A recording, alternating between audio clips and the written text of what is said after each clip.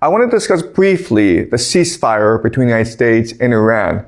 So yesterday, Donald Trump announced that there will be a 2-week pause to this war and that the United States and Iran will meet in Pakistan to negotiate a possible long-term ceasefire. And what he said that's very important is that he will use the 10-point Iranian plan as a framework to discuss a peace treaty. And as you can see from the 10-point plan, in fact, this is almost a complete U.S. surrender to Iran. The first point is that the United States will guarantee never to attack Iran again. Iran will have complete control over the Strait of Hormuz. Iran can choose to enrich uranium for its nuclear program. All sanctions on Iran will be removed. This is a very big deal.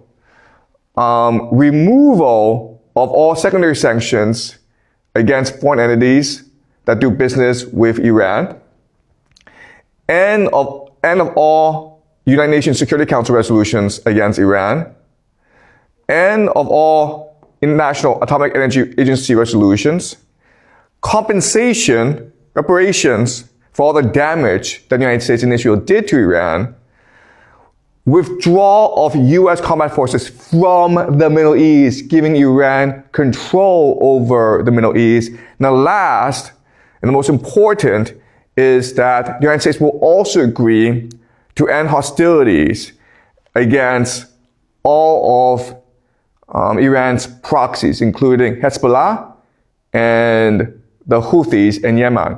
So as you can see, this is basically a complete U.S. surrender to Iran, which tells us right away that Donald Trump is not serious.